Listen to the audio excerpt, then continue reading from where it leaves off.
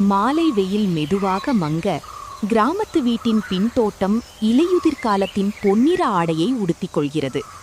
மரங்கள் தங்களின் பழைய இலைகளை உதிர்த்து ஒரு மௌனமான தியானத்தில் ஆழ்ந்திருக்கின்றன.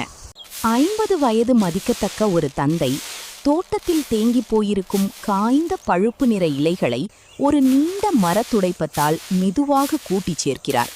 அவரது முகத்தில் எந்த பரபரப்பும் இல்லாத ஒரு பக்குவப்பட்ட அமைதி நிலவுகிறது. 20 வயது மதிக்கத்தக்க அவளது மகள் தோட்டத்தின் ஒரு மர நாற்காலியில் அமர்ந்து தன் தந்தையின் எளிய வேலையை உற்று நோக்குகிறாள். அவளது மனதில் ஏதோ ஒரு பிரிவின் பாரமும் சிந்தனையும் தேங்கியிருக்கிறது. தந்தை கூட்டிய இலைகளின் மீது மெல்லிய மாலை காற்று வீசுகிறது. சில காய்ந்த இலைகள் சலசல என்ற மெல்லிய ஒலியுடன் தரையில் உருண்டு ஓடி இயற்கையின் ஒரு எளிய பாடலை உருவாக்குகின்றன. மகள் எழுந்து வந்து தந்தைக்கு உதவியாக சில இலைகளை கைகளால் அள்ளி ஒரு கூடையில் போடுகிறாள்.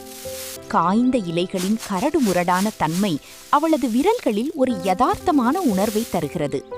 தந்தை அவளை பார்த்து புன்னகைத்து ஒரு பழுத்த இலையை தன் கையில் எடுக்கிறார். உதிர்வது என்பது அழிவல்ல, அது ஒரு புதிய தொடக்கத்திற்கான ஆயத்தம் என்பதை அந்த இலை அவருக்குள் உணர்த்துகிறது. அந்தி சாயும் வேளையில் தந்தை சேர்த்த இலைகள் அனைத்தையும் ஒரு மூலையில் குவித்து வைக்கிறார்கள். ஜன்னல் வழியே வீட்டின் விளக்கு வெளிச்சம் தோட்டத்தில் படரத் தொடங்குகிறது. தாயும் மகளும் தந்தையோடு தோட்டத்தில் அமர்ந்து சூடான காப்பியை பருகுகிறார்கள். இயற்கையின் இந்த மாற்றங்களை ஏற்றுக்கொள்வது போல வாழ்க்கையின் பிரிவுகளையும் முதிர்ச்சியோடு ஏற்றுக்கொள்ளும் அமைதி அவர்களுக்குள் பிறக்கிறது. மாற்றங்களை எதிர்த்து போராடாமல் இயற்கையின் சுழற்சி போல அதை அமைதியுடன் ஏற்றுக்கொள்ளும்போதுதான் நம் ஆன்மா முழுமையான நிறைவை அடைகிறது. காய்ந்த இலைகளின் இந்த எளிய பாடல் உங்கள் மனதிற்கு ஒரு இதமான அமைதியை தந்திருக்கும் என்று நம்புகிறேன். இதுபோன்ற இன்னும் பல உண்மையான மனித தருணங்களையும் யதார்த்தமான வாழ்வியல் கதைகளையும் எங்களோடு இணைந்து ரசிக்க இப்போதே சப்ஸ்கிரைப் செய்து கொள்ளுங்கள்.